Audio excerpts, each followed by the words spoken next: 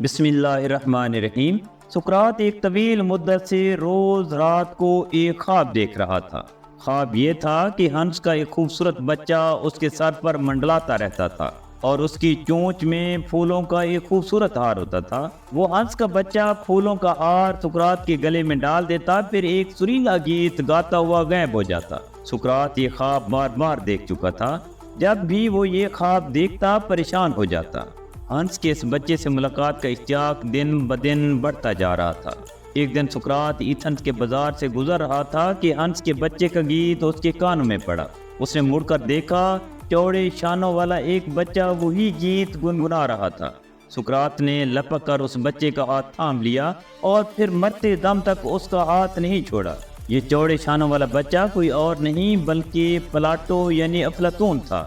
ناظرین، افلاطون اپنے استاد سے کتنی محبت کرتا تھا۔ سقراط کو زہر کا پیالہ کیوں پینا پڑا؟ افلاطون نے ارسطو کو دلتیاں مارنے والا بچڑا کیوں کہا؟ افلاطون کی پراسرار موت کیسے ہوئی؟ میں ہوں مہر قاسم اور آپ دیکھ رہے ہیں میرا YouTube channel lovers of knowledge. ناظرین، اگر آپ نے میرے چینل لورز آف نالج کو سبسکرائب نہیں کیا تو برائے مہربانی اسے سبسکرائب ضرور کر لیں۔ افلاطون ایتھنز کے معزز اور امیر گھرانے میں 427 قبل مسیح میں پیدا ہوا۔ پورے یونان میں افلاطون کے بارے میں یہ بات مشہور تھی کہ وہ دیوتا اپالو کا بیٹا ہے، کیونکہ اپالو نے اس کے باپ ارسٹن کو خواب میں بیٹے کی خوشخبری دی تھی اور اس کا نام ریسٹوکلیس رکھا تھا، کیونکہ اس کا جسم کثرتی بھرا ہوا اور شانے بہت چوڑے تھے۔ یونانی زبان میں پلاٹو کا مطلب بھی چوڑے شانوں والا ہے۔ افلاطون نے ڈرامے لکھے، اپنی شاعری اور ڈراموں میں شاعری اسلوب کا شاندار انداز اختیار کیا۔ دوستوں اور ساتھیوں کے ساتھ بیٹھ کر محفلیں سجائیں، خوب میلہ سجایا، مگر یہ سب کچھ سقراط سے ملنے سے پہلے تھا۔ جب اس سے ملا تو پھر اس کا حکم رہ گیا۔ دونوں ایک دوسرے کے ایسے گرویدہ ہوئے کہ دونوں کی دوستی ساری دنیا کے لیے مثال بن گئی۔ سقراط سے مل کر افلاطون نے شاعری چھوڑ دی، ڈرامے نظر آتش کر دیے، ورزش اور پہلوانی سے کنی کترانے لگا۔ بس وہ تھا اور سقراط۔ وہ دنیا کے سب کام بھول بھال کر سقراط کے پاس بیٹھ گیا۔ سقراط نے بھی اپنا سب کچھ افلاطون کی یادداشت کی زنبیل میں انڈیل دیا۔ اس ہونہار شاگرد نے بھی استاد کی باتوں کو یوں آراستہ کر کے دنیا کے سامنے پیش کیا کہ بعد میں آنے والے سب فلسفی اور دانشور سقراط ہی کے راستے پر چلنے لگے۔ اپنے شاگردوں کے حلقے میں بیٹھ کر سقراط نے اچھائی کا بیج بویا، انصاف کی بات کی، عدل کا فلسفہ بیان کیا، حسن کی تعریف کی، بادشاہوں کے فریض گنوائے، عام آدمیوں کی بات کی، معاشرے کو سنوارنے کے گر بتلائے، ناانصافیوں کے خلاف بات کی، جھوٹوں کو آئینہ دکھایا اور سچائی کا علم بلند کیا۔ ایتھنز کے حکمرانوں اور جھوٹے بناوٹی لوگوں کو سقراط کی یہ باتیں پسند نہیں آئیں۔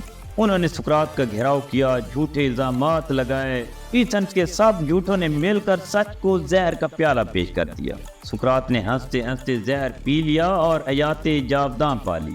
افلاطون نے خوشیوں اور پریشانیوں سے بھرپور زندگی گزاری۔ ساری جوانی اپنے استاد سقراط کے پیروں میں گزارتی۔ سقراط کی موت کے بعد مرتے دم تک اپنے شاگردوں کو پہلو میں بٹھائے رکھا، ان کے ساتھ راتیں گزار دی، انہیں وہ سب کچھ دیا جو اس نے سقراط سے حاصل کیا تھا۔ سقراط نے افلاطون کو تراش کر ہیرا بنایا اور افلاطون نے ارسطو جیسے صاحب کمال ذہن کی تربیت۔ افلاطون نے اپنے استاد سقراط کی ہاں میں ہاں ملائی، لیکن ارسطو نے افلاطون کو آڑے ہاتھوں لیا، اس کے نظریات کو تنقید کا نشانہ بنایا۔ وہ اکیڈمی میں بیٹھ کر افلاطون کا لیکچر سنتا، جب لیکچر ختم ہو جاتا تو دوستوں میں بیٹھ کر افلاطون کے لیکچر سے خامیاں ڈھونڈتا اور پھر ان خامیوں کے خلاف دلائل دیتا۔ ایک بار اکیڈمی کے ایک طالب علم نے افلاطون سے شکایت کی اور کہا، ارسطو آپ کی ہر بات کو رد کرنے کی کوشش کیوں کرتا ہے؟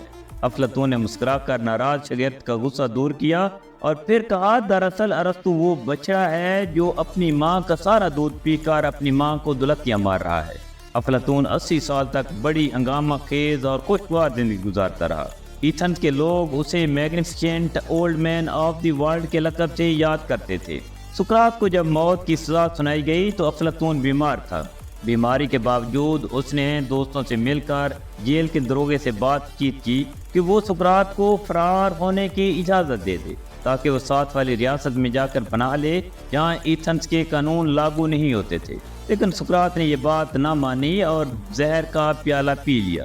سقراط کی موت کے بعد ایتھنز کی حکومت کے خلاف افلاطون کی نفرت بڑھ گئی۔ حکومت بھی اس کے خلاف تھی، چنانچہ افلاطون ایتھنز چھوڑ کر اٹلی، سسلی اور پھر ہندوستان چلا گیا، جہاں اس نے گنگا جمنا کے کنارے بیٹھ کر پنڈتوں اور گیانیوں سے علم و فن پر بحث کی۔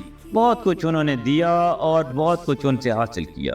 12 سال کے بعد ایتھنز واپس آیا اور اپنی اکیڈمی قائم کی اور نوجوانوں کو فلسفے کی تعلیم دی۔